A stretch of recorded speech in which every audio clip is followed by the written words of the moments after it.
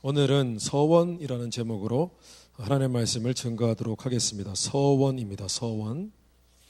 여러분 견마지로라는 그런 사자성어가 있어요. 견마지로 들어보셨어요? 견마지로. 견마지로라는 사자성어는 어떤 의미냐면은 개와 말입니다. 개와 말이 주인에게 충성을 다한다. 그런 의미입니다. 개와 말이 주인에게 충성을 다한다. 무슨 의미냐면은 마치 개와 말처럼 개와 말이 주인에게 충성을 다하는 것처럼 사람이 그래도 사람으로 태어났으면 나라와 주군, 임금에게 충성을 다해야 된다. 그런 의미입니다. 실제로 가축들 중에서 가축이라고 볼 수 있죠. 집에서 키우는 것들은 다 가축이라고 부르니까, 그죠? 그 domestic animal이라 그러잖아요. 근데 가축들 중에서 개와 이 말이 굉장히 주인에게 충성스럽다고 합니다. 말은 키워보지 않았어요. 한번 키워보고 싶긴 한데, 그죠? 개보다는 말이지 않습니까? 얼마나 멋있는데, 그죠? 말을 키워보고 싶은데, 그럴 형편은 안 되는 것 같고, 여러분, 개 키워보시면 아시겠지만은, 개가 굉장히 사람과 친밀합니다. 그리고 굉장히 말을 잘 들어요, 그죠? 주인의 마음을 읽기도 해요, 심지어는. 근데 실제로, 개가 주인에게 굉장히 충성을 해서 주인의 목숨을 살린 그런 실제 있었던 일화가 있어요. 실제로 전라북도에 임실군 그리고 오수면 그리고 충효로라는 그런 곳이 있대요. 그런데 신라 시대에 여러분 우리나라의 역사를 잘 알지는 못하겠지만은 그래도 신라 시대 들어보셨죠? 신라, 그죠? 옛날에 신라의 수도가 경주였죠, 그죠? 불국사가 있는. 최근 들어 계속 불국사 이런 얘기 많이 하는데 경주 얘기도 했었죠, 지난주에. 근데 이제 그곳에 어떤 사람이 살았대요. 어떤 사람이 살았는데 그 사람의 이름이 뭐냐면 김개인이에요. 개인. 또 이름도 참 절묘하게 개인이에요. 가의 이 개인. 그런데 한문은 그런 뜻이 아니겠죠. 근데 이 사람이 굉장히 자기가 키우는 개를 굉장히 아끼고 사랑해가지고 밖에 나갈 때마다 그 개를 데리고 나갔대요. 너무너무 사랑해줬어요. 하루는 이제 친구들과 만나러 가서 개를 데리고 갔어요, 여전히. 근데 친구들과 이제 술을 한잔하고 집에 오던 길에 그만 이제 너무 이제 만취해가지고 그 산으로 이렇게 산길을 따라 이렇게 오다가 그만 너무 피곤하고 지쳐서 그냥 그 자리에서 그냥 누워서 잤어요. 잤는데 때마침 불이 났어요. 산불이 났는데 이제 불길이 번져오는 거예요. 그 개가 이 주인을 구하기 위해서 주인을 물고 흔들어도 보고 짖기도 하고 했는데 주인이 일어나지가 않는 거예요. 여러분 아시죠? 만취가 되면은 진짜 아무 소리도 들리지 않거든요. 제가 경험해 본 게 아니라 하여튼 그렇대요. 그래서 개가 너무 답답하니까요, 그죠? 오죽했으면 주인을 살리고 싶어서 그가 이제 불이 가까이 번지니까 이제 개가 물가에 있는 시냇가로 가가지고 뛰어들어가지고 몸에 물을 묻혀가지고 이제 그 주인 옆에 번지는 불을 자기 몸으로 이렇게 뒹굴어서 불을 막은 거예요. 그걸 수백 번 한 거예요. 계속 되풀이해서 수백 번을 그렇게 한 거예요. 그리고 수백 번을 그렇게 하고 난 다음에 걔가 결국은 탈진해서 죽었어요. 그리고 이제 주인이 일어납니다. 일어나 보니까 주위에 다 불이 붙었는데 자기 주변에만 불이 붙지 않은 것을 보고 걔가 죽어 있는 것을 보고 그 상황을 파악이 되었어요. 그래서 주인이 걔가 너무 충성스럽고 너무 참 의리 있는 그런 충성스러운 개다.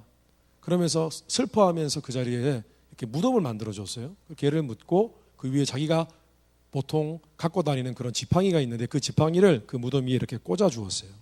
그런데 이제 이때부터 이제 성경적인 이야기가 나오기 시작해요. 지팡이를 꽂았는데 지팡이에 싹이 나가지고 나무가 되었어요. 아론의 싹난 지팡이 아시죠? 그런 이상한 현상이 일어났어요. 그리고 난 다음에 참 의리 있는 개다. 그 개로 인해서 나무가 자랐다. 그래서 그 마을이 어떤 마을이 됐냐면 이름이 의리 있는 개나무 마을 이렇게 해가지고 오수나무라고 됐어요. 이름이 붙었대요. 실제로 지금도 그 전라북도에는 그 개를 기념하는 기념상이 있는 그런 공원이 있대요. 공원이. 우리가 갈 일은 없겠죠? 충성, 여러분. 우리가 흔히 충성이란 말을 듣는데 사실 요즘은 충성이란 말을 쓰지 않아요. 그죠? 여러분 살아가면서 언제 충성이란 말을 써보셨어요? 그런 말 안 써보시죠. 무슨 뜻인지는 알지만은 그 말을 쓰지는 않는다고요. 그런데 제가 한번 물어보겠습니다, 여러분. 우리가 하나님을 믿는 신앙생활을 하는데 과연 충성이라는 단어가 하나님을 믿는 신앙생활과 관계가 없는 것인가? 관계가 있는 것인가? 충성이라는 단어는 우리가 하나님을 믿는 신앙생활과 밀접히 관련이 있는 것입니다. 물론 신앙은 예수 그리스도와 예수 그리스도께서 하신 일, 그것을 믿는 믿음으로 시작이 됩니다. 그것으로 우리는 구원을 받습니다. 예수님이 우리의 삶의 주인이 되시고 구원자가 되셨음을 믿으면 그 사람은 구원을 받습니다. 아멘? 그러나 그 이후에 우리가 예수님을 믿으면서 예수 그리스도 십자가의 그 은혜를 우리가 더욱 깊이 알면 알수록, 우리가 성령 하나님의 그런 은혜를 더욱더 깊이 체험하면 할수록 우리의 신앙생활은 점점 변하게 됩니다. 어떻게 변화가 되느냐 하면은 점점 우리가 그 은혜를 알면 알수록 그 은혜에 대해서 빚진 마음이 돼요. 그 은혜에 대해서 때로는 죄송한 마음이 돼요. 그리고 더 나아가서는 주님이 이제 예수님이 단순히 나의 구원자가 아니라 나에게 이제는 왕과 주인이 되시는구나. 그래서 이제는 하나님을 향한 헌신, 충성된 마음으로 섬겨야겠구나 라는 깨달음을 얻게 됩니다. 그러면서 우리의 신앙은 점점 자라고 성장하는 거예요. 실제로 하나님의 일꾼이었던 사도 바울의 편지 곳곳에는 하나님을 향한 그의 지극한 충성과 사명에 대한 자신의 다짐, 결단이 마치 어떤 냄새가 배이듯이 짙게 배어 있어요. 그것은 성경 말씀 고린도전서 4장 1절 2절 말씀에 보면 이런 말씀이 있어요.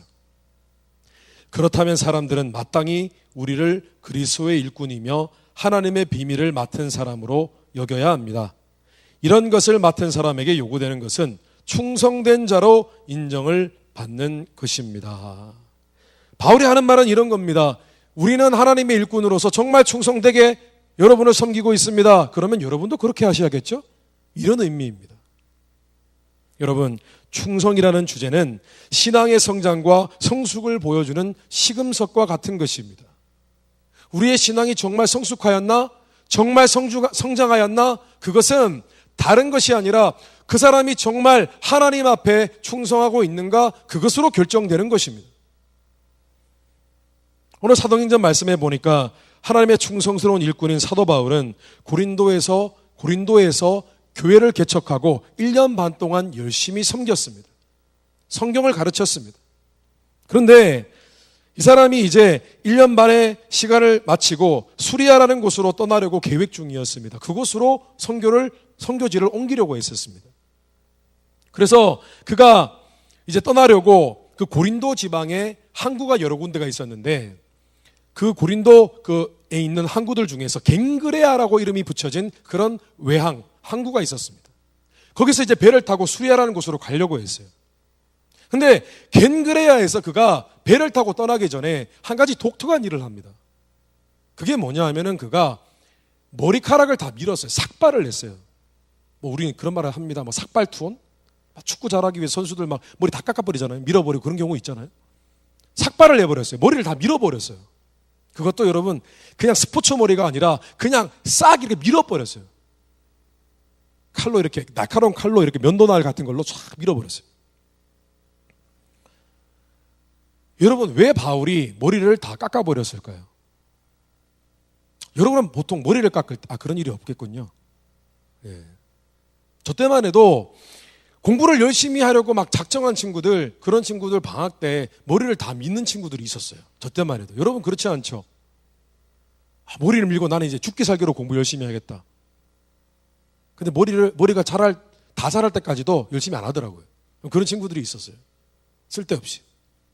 근데 오늘 바울은 왜 이 머리를 갑자기 밀게 되었느냐? 오늘 말씀해 보니까 그 이유가 나와 있어요. 오늘 말씀해 보니까 이렇게 되어 있어요. 바울이 일찍이 서원이 있었으므로 겐그레아에서 머리를 깎았더라. 서원이 있었대요. 서원이라는 것은 헬라어로 유케이라는 단어입니다. 유케이는 무슨 뜻이냐면 a vow, 맹세를 의미합니다. 어떤 맹세냐면 a vow comprising a prayer comprising a vow 이런 뜻입니다. 뭐냐 하면은 맹세를 동반한 맹세를 하는 기도라는 의미예요. 무슨 일이냐면 바울이 이전에 뭔가 하나님 앞에 맹세 기도를 했어요. 하나님, 내가 꼭 이렇게 하겠습니다. 약속할게요, 하나님. 그랬는데 그 약속을 다 지켰어요. 그리고 다 지키고 난 다음에 머리를 깎았어요. 그 약속을 지켰다는, 끝냈다는 의미로.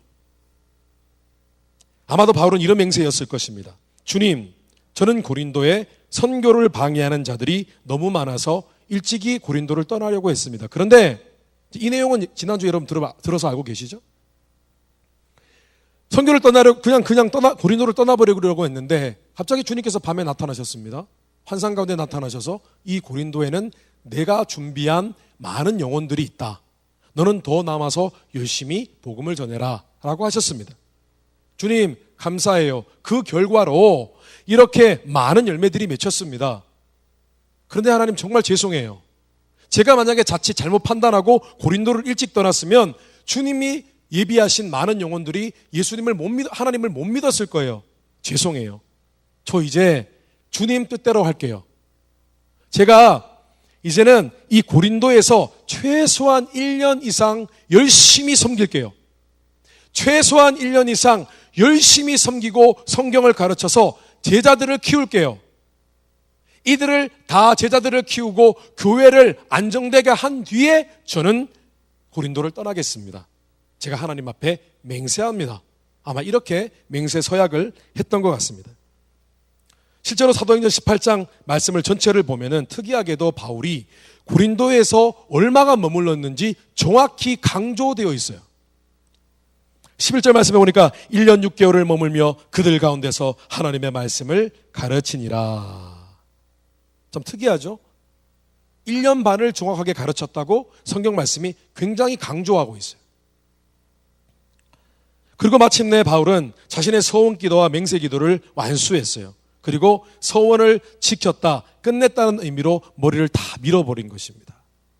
그런데 참고로 제가 조금 자세히 말씀을 드리면은 바울이 했던 이 서원 맹세는 어떤 맹세냐 하면은 유대인들이 지키는 맹세였어요. 원래 유대인들 그리고 그들의 조상인 이스라엘 백성들 때로 거슬러 올라가면은 하나님 앞에 헌신하고 하나님 앞에 충성하기로 섬기기로 결정한 사람들은 일정 기간을 두고 하나님 앞에 헌신의 서약을 해야 됐어요. 근데 그 서약의 이름이 뭐냐 하면은 나시린의 서약이에요. A vow of a Nazarite. 나자르의 맹세라는 뜻이에요. 근데 유대인이었던 바울이 오늘 했던 맹세는 바로 나시린의 맹세였어요. 근데 나시린의 맹세에 꼭 지켜야 하는 규칙이 있었는데 그 규칙 중에 하나가 바로 머리를 미는 거예요. 언제요? 서원이 다 끝났을 때. 그 자신의 맹세가 다 지켜졌을 때 머리를 미는 것이었습니다. 그래서 성경적으로 바울이 머리카락을 다 미는 것은 이런 의미예요. 실제로 성경에는 사람의 머리카락은요, 어떤 의미를 갖고 있냐면은 머리, 제일 중요한 부분, 생명을 의미하는 거예요. 우리 머리카락 여러분, 정말 중요한 의미예요. 생명을 의미하는 거예요. 그래서 머리카락을 밀었다는 것은 뭐냐면 하나님, 제가 하나님을 충성하고 섬길 때, 헌신할 때 생명을 다해서 섬겼습니다. 충성을 다해서 섬겼습니다. 그렇게 섬기게 하나님 인도해 주셔서 너무 감사합니다. 그런 의미로 머리를 잘랐던 거예요. 그런데 이제 여러분에게 질문을 해드리고 싶어요. 바울이요, 어떤 사람이었습니까? 바울은 하나님 앞에 모든 걸 다 바친 사람이에요.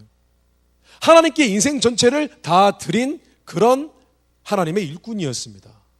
그 사람은 어떤 사람이냐면 단순히 하나님의 일꾼이 아니라 자신의 목숨까지도 하나님께 드린 사람이었어요. 그런데 이상하지 않습니까? 자신의 목숨과 자신의 삶 전체를 하나님께 다 드리고 결혼까지 하지 않은 사람이 뭐하러 하나님 앞에 맹세를 합니까? 다 들었는데 뭐 하나님 앞에 더 충성하고 헌신하기 위해서 하나님 앞에 큰 맹세를 했을까요? 그 이유는 바울은 하나님 앞에 자신이 얼마나 하나님 앞에 헌신하기를 원하는지 마음을 표현하고 싶었던 것입니다. 그리고 또 하나, 자신의 헌신이 자칫 유혹과 시험에 의해서 그 헌신이 흐트러지거나 실패하지 않게 하기 위해서 스스로에게 약속을 한 거예요. 여러분, 가끔씩 하나님 앞에 서원하는 사람들이 있습니다. 하나님 앞에 약속을 하면서 기도하는 사람들이 있습니다. 왜 그렇게 하느냐 하면 그것은 하나님을 위해서 하는 것이 아니라 바로 자기 자신을 위해서 하는 거예요. 여러분, 신앙생활은 우리의 주군이 되시는 하나님 앞에서 하는 것입니다. 그러므로 우리의 신앙에는 하나님을 향한 헌신과 충성이라는 요소가 늘 배어 있어야 됩니다. 우리가 예배를 드리던 섬기던 무엇을 하든지 간에 그 안에는 충성과 헌신이라는 그런 요소가 들어가 있어야 돼요. 반드시 들어가 있어야 됩니다. 그래서 우리가 하나님 앞에서 정말 헌신되고 충성된 그런 신앙이 되기 위해서 우리가 꼭 유의해야 될 것이 있어요. 꼭 우리가 기억하고 생각하고 우리의 신앙을 다시 한번 회복하고 점검하는 그런 시간이 필요해요. 그래서 오늘은 그 두 가지 유의사항에 대해서 제가 말씀을 드리겠습니다. 첫째로요, 우리는 신앙생활하면서 절제해야 됩니다. 절제가 뭐죠? 셀프 컨트롤. 절제를 해야 됩니다. 오늘 바울이 했던 나시린의 서약, 나시린의 맹세, 서원에는 음식에 관한 규칙이 있었습니다. 민수기 6장 3절 4절 말씀에 보면은 이렇게 나와 있습니다. 포도주와 독주를 멀리하며 포도주로 된 초나 독주로 된 초를 마시지 말며 포도즙도 마시지 말며 생포도나 건포도도 먹지 말지니 자기 몸을 구별하여 드리는 날 동안에는 포도나무에 솟아는 씨나 껍질이라도 먹지 말라. 하나님 앞에 헌신된 사람들, 자신 스스로 더 하나님을 섬기고 헌신하기를 원하는 사람들이 나시린의 서원을 하면은 그 사람들은요, 포도나무에서 나는 그 어떤 것도 먹을 수가 없었어요. 우리는 흔히 이 성경 구절을 읽으면은 그렇게 생각합니다. 아, 술을 안 마시면 되는구나, 이렇게 생각을 해요. 그런데 민수기 말씀을 보면은 술을 마시지 말라고 되어 있는 것이 아니라 포도나무에서 나오는 모든 것들을 먹지 말라고 되어 있어요. 포도, 씨. 여러분, 포도 먹을 때 혹시 씨도 함께 삼키는 사람 한번 손 들어보십시오.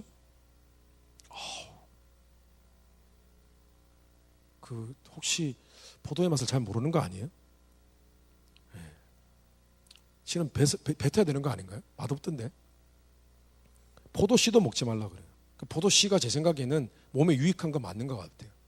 포도 씨도 먹지 말고 포도 껍질도 먹는 사람. 여기는 보통 포도 껍질이 안 벗겨지죠? 부드럽고요. 아무것도 먹지 말라는 거예요. 사실 이 의미가 어떤 의미냐 하면은 팔레스타인 지방의 포도나무는 정말 하나님이 주신 최고의 축복이라고 그렇게 믿어졌어요. 왜냐하면 팔레스타인 지방은요, 물이 없어요.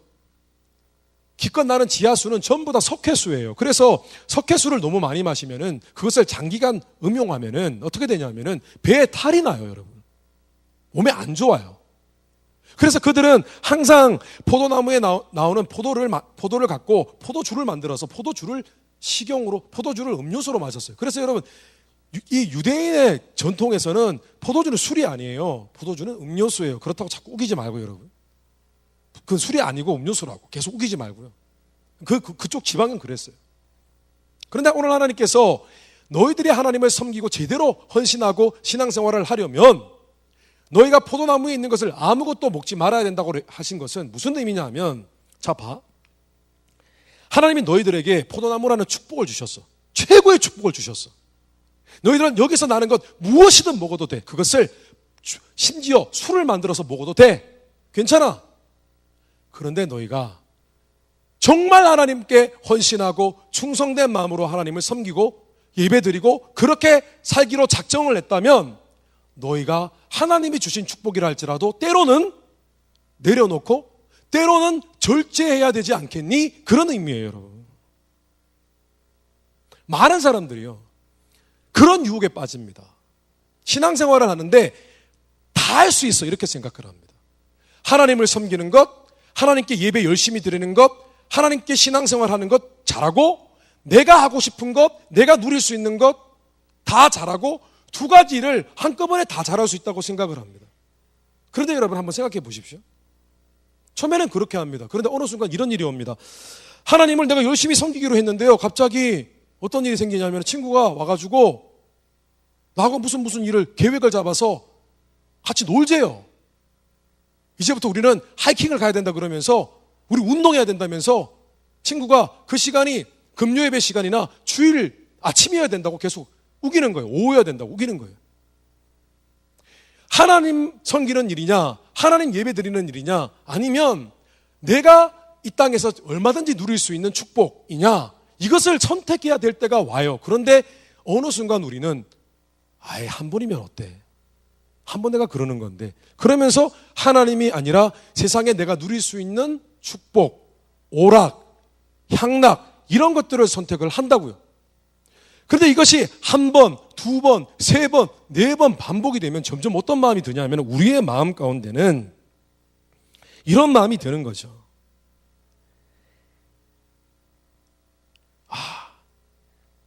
내가 이제 하나님은 얼마든지 나를 사랑하시는데, 나를 이해해 주시는 분인데 내가 굳이 이렇게 힘들게 내가 하나님을 믿을 필요가 있을까? 하나님이 내게 많은 것을 주셨는데 이거 누리라고 주신 것 아니야? 그러면서 점점 타협하게 됩니다. 점점 타협하고 점점 나의 신앙생활에 느슨해지기 시작합니다. 그리고 어느 순간이 되면 결정적으로 하나님 앞에 반드시 해야 하는 것들을 포기하게 됩니다. 여러분, 예수 그리스도를 믿는다는 것은 그분을 따르는 것을 의미합니다. 다시 말씀드립니다. 주님께서 말씀하셨습니다. 너희들이 나를 따르라고 하셨습니다. Follow. 따르라는 것은 뭐죠? 따르라는 것은 너희가 눈안에 다른 것들이 보일지라도 나를 따르기 위해서 때로는 너희들의 눈을 돌려서 나에게 집중하고, 때로는 너희가 할 수 있는 일이라 할지라도 포기하고 내려놓고 절제하고 나를 따라와야 한다라는 것을 의미합니다.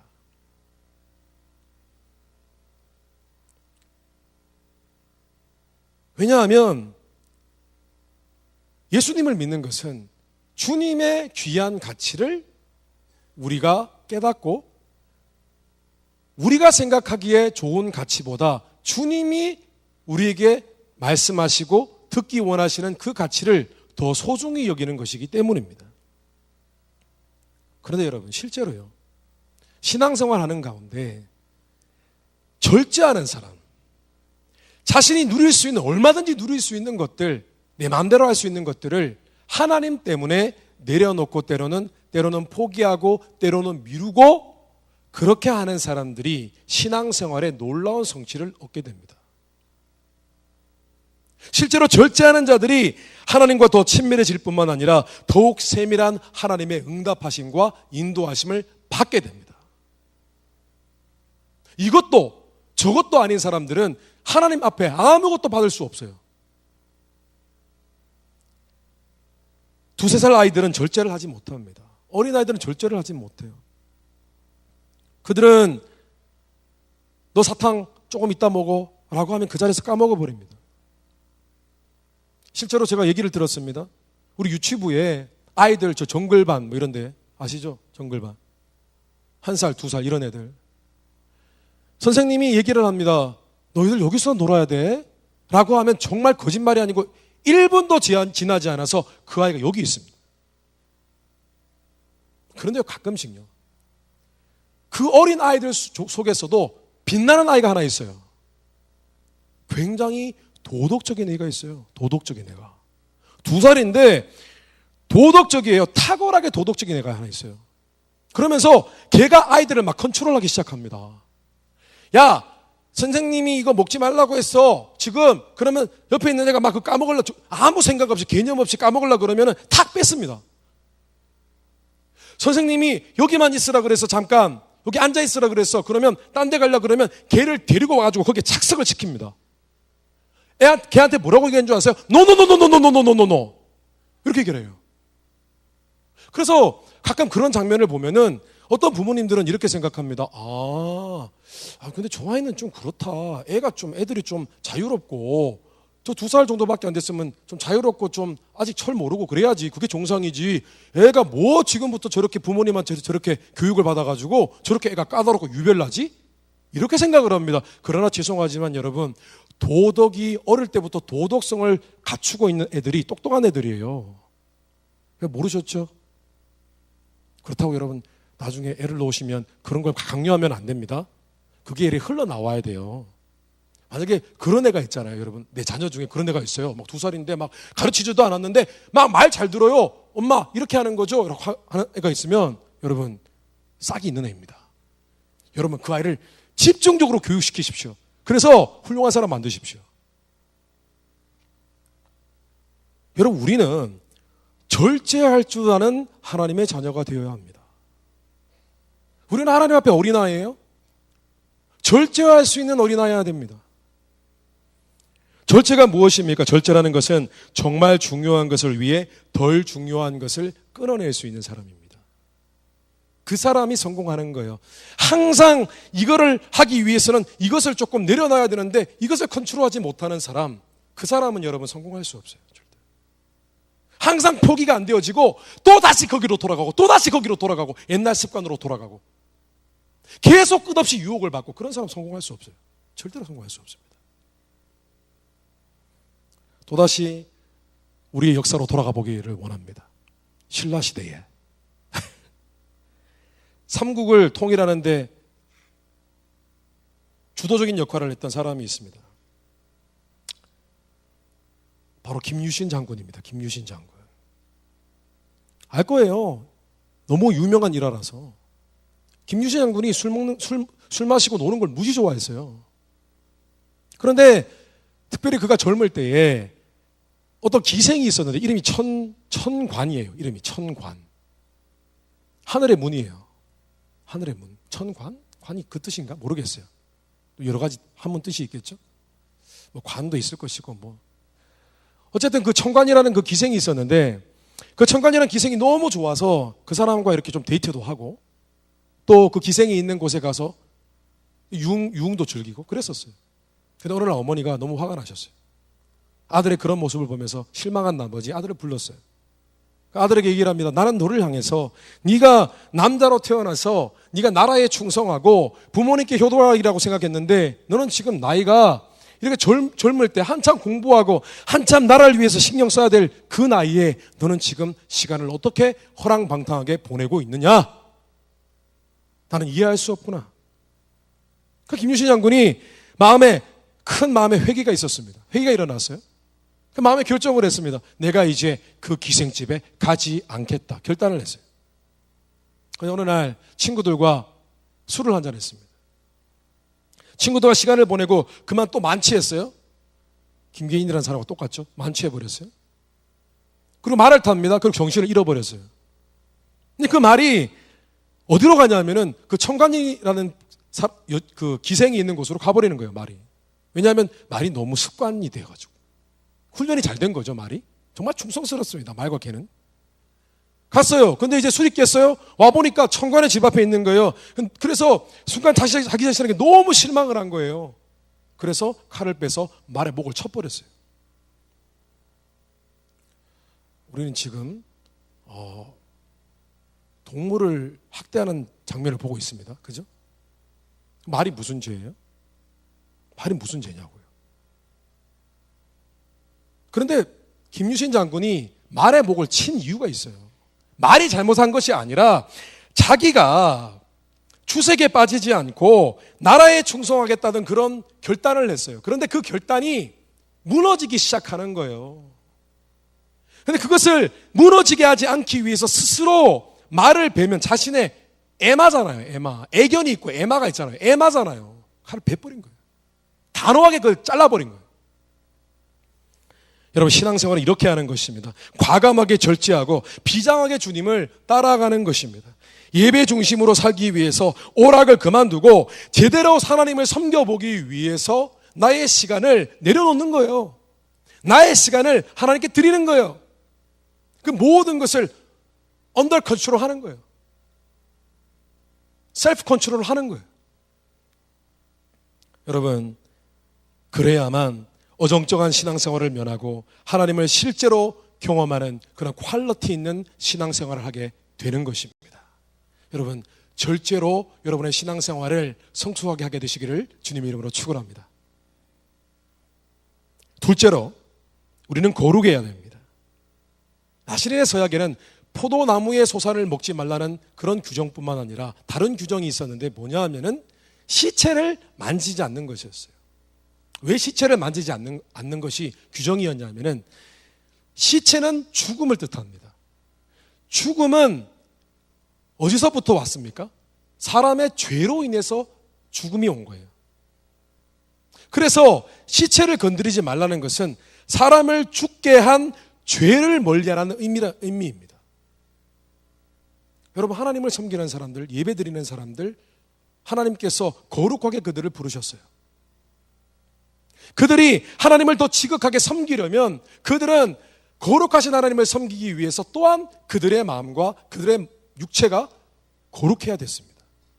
그래서 하나님께서 너희들은 심지어 마음을 거룩하게 할 뿐만 아니라 너희들의 몸조차도 거룩해야만 한다. 그렇기 때문에 절대로 심지어 너희 가족 가운데 장례가 있다 할지라도 너희들은 절대로 하나님을 맹세하고 섬길 때에는 가족의 시신도 만지지 말아야 된다. 그렇게 하나님께서 말씀하신 것입니다. 여러분, 우리는 하나님 것이에요. 아멘. 고린도전서 6장 19절 말씀해 보니까 너희 몸은 너희가 하나님께로부터 받은 바 너희 가운데 계신 성령의 전인 줄을 알지 못하느냐. 너희는 너희 자신의 것이 아니라. 히브리서 2장 11절 말씀에 거룩하게 하시는 이와 거룩하게 함을 입은 자들이 다 한 근원에서 난지라. 그러므로 형제라 부르시기를 부끄러워하지 아니하시고. 여러분, 우린 거룩한 존재들입니다. 거룩한 존재가 되었고 하나님 앞에 거룩한 모습으로 나아가야 됩니다. 우리는 하나님 앞에 나아갈 때 예배를 드리든 섬기든 하나님 앞에 나아갈 때는 거룩해야 됩니다. 우리의 마음과 우리의 몸이 정결해야 됩니다. 깨끗해야 됩니다. 그런데 우리가 교회를 섬길 때, 하나님 앞에 나아갈 때 우리는 흔히 섬기는 일 자체에만 포커스를 합니다. 그저 섬기는 것 하면 되지라고만 생각합니다. 그리고 섬기기만 하면 다 끝났다고 생각을 합니다. 그러나 그렇지가 않습니다. 나시린의 서약을 보면은 하나님께서는 거룩한 마음과 거룩한 몸으로 하나님을 섬기지 않았을 때는 하나님이 불편하다고 말씀하십니다. 그래서 하나님을 예배하고 섬기는 자들은 예배와 향락을 동시에 즐길 수 없습니다. 예배와 향락이 같이 갈 수 없어요. 예배와 유흥이 함께 갈 수 없어요. 여러분, 오늘 주일입니다. 주일을 뭐라고 부르죠? 거룩한 주일. 그죠? 그래서 우리가 주일 성수라고 얘기하지 않습니까? 거룩하게 지키라고? 주일날 예배 드리는 날 동시에 친구들과 저기에 밤문화로 갈 수 없습니다. 거룩하지 않은 마음, 거룩하게 하나님 앞에 나아가야 되는 예배와 공존할 수 없습니다. 우리가 하나님께 섬길 때에도 우리는 단순히 하나님께 우리의 힘을 보여드리는 것이 아닙니다. 우리가 어떤 결과를 만들어서 하나님께 선물하는 것이 아닙니다. 우리의 마음과 함께 그 섬김이 같이 가는 것입니다. 그렇다면 우리의 섬김도 우리가 받는 유혹과 우리가 교회에서 경험하는 시험 같이 갈 수 없습니다. 우리가 마음이 시험 들었어요? 마음이 불편해요? 그 마음으로 하나님께 섬길 때에 그 섬김은 결코 거룩한 섬김이 아닙니다. 여러분, 우리가 살아가는 데 있어서 우리가 하는 모든 행동들, 모든 예배, 모든 섬김 다 하나님께 드려지는 것들입니다. 어떻게 해요? 거룩하게. 여러분, 나시린의 서원에 보면요, 만약에 내가 지나가다가 그만 무의식 가운데 건포도를 잡고요, 지나가는 건포도를 봤어요. 건포도를 잡고 먹어버리잖아요. 나도 모르게 지나가다가 아니 우리 살다가 내 애견이 죽었어요. 사랑하는 내 해피, 항상 해피죠, 걔 이름은. 해피야, 그래서 껴안았어요. 나시린의 소원을 했는데, 그럼 어떻게 해야 되냐면, 삭발해야 돼, 왜 그냥 머리를 많이 미는지 모르겠어요. 머리를 다 깎아버려야 돼요, 또. 그리고 내가 1년 섬기기로 했으면 그 그게 1년 섬기기로 했으면은 364일 섬기다가 하루 남았어요. 걔를 해피를 안았어요. 죽은 해피를. 그러면 364일 무효. 다시 365일 섬겨야 돼요. 여러분 이게 무슨 의미인 줄 아십니까? 무효 다시 해. 무효 다시 해. 여러분 그렇게 생각해 보셨습니까? 여러분이 교회에서 하나님께 정말 예배를 드릴 때, 여러분 정말 하나님께 섬길 때에 내가 1년을 섬기고 6개월을 섬기고 교회 안에서 헌신의 서약을 하잖아요. 그때 이 기간 동안에 정말 만약에 맹세는 하지는 않았지만 내가 헌신을 하기로 했으면, 내가 거기에 사인을 했으면, 여러분 이 기간 동안에만큼은 내가 거룩해야 되겠다. 어떻게든 내가 제대로 섬겨야 되겠다. 여러분 생각해야 되지 않겠습니까? 정결하고 거룩한 마음과 태도가 없는 예배와 섬김은 헛된 재물과 같습니다. 특히 우리가 하나님께 수고한 시간들 중에 얼마나 많은 시간들이 거룩함이 없었는지 여러분 생각해 보십시오. 우리의 입술, 우리의 마음, 시험 들어서 아웅다웅하고, 여러분 그런 마음으로 여러분 섬겼을 때에 만약에 구약시대에 나시린의 서원을 적용한다면 우리는 머리털만 미는 것이 아니라 코털 다 밀어야 돼요. 다 밀어야 된다니까요. 털을 다 밀어버려야 돼요.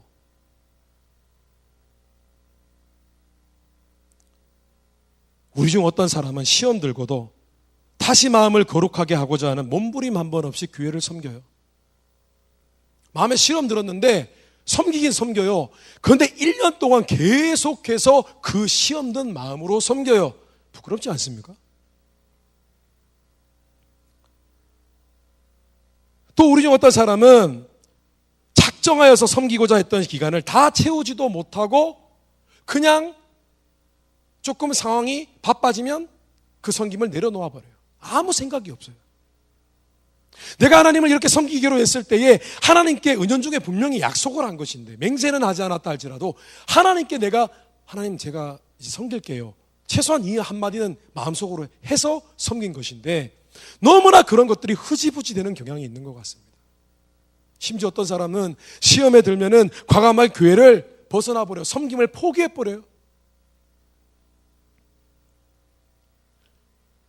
또 우리 중 어떤 사람은 돈을 좀 더 벌겠다는 욕심 때문에 내가 하려고 했던, 하나님께 드리려고 했던 예배, 섬김, 이 모든 것들을 다 뒷전으로 내어버리고. 저는 청년부를 섬기면서 두 종류의 사람들을 보았습니다. 어떤 사람들은요, 하나님 앞에 너무 진지합니다. 너무 진지해요.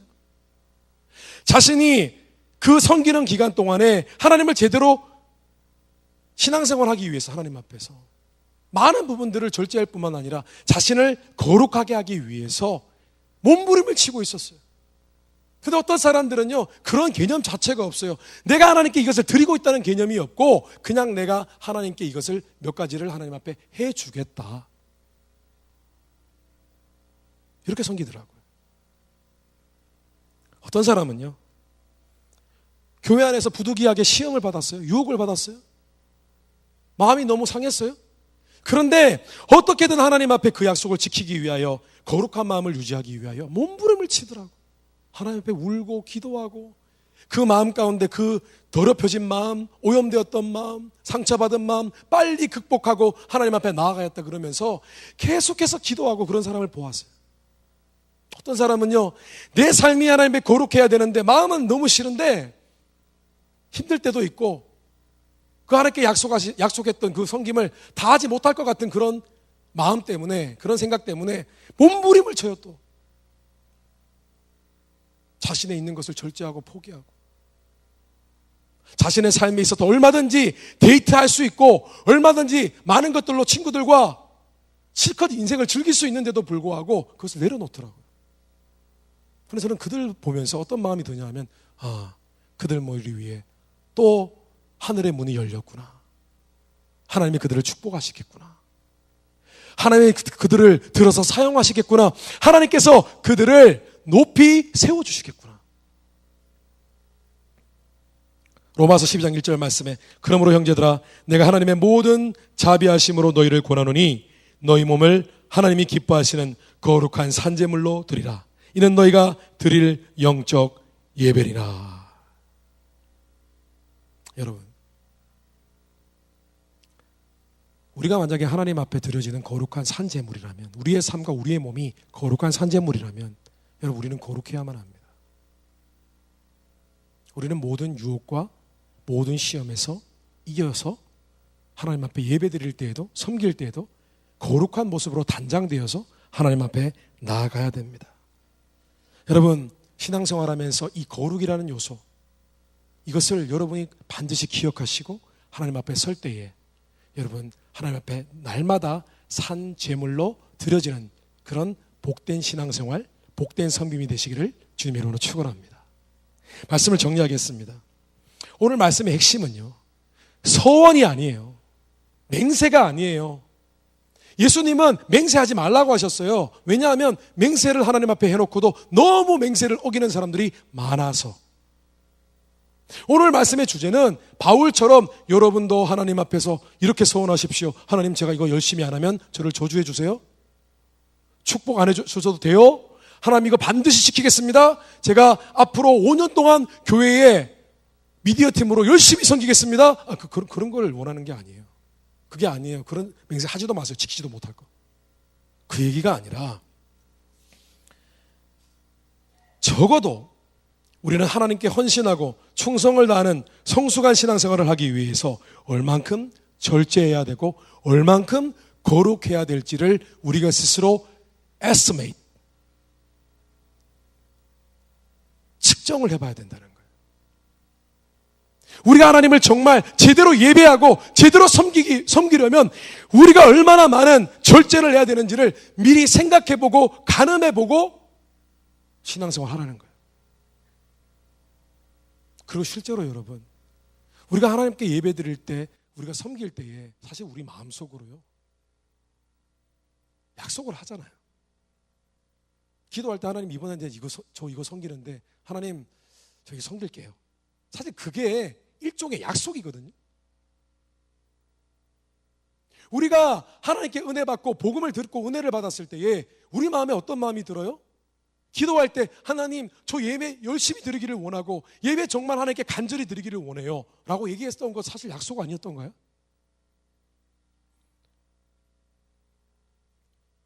여러분, 1901년에 남극 탐험을 한 어니스 세클턴이라는 사람이 있었어요.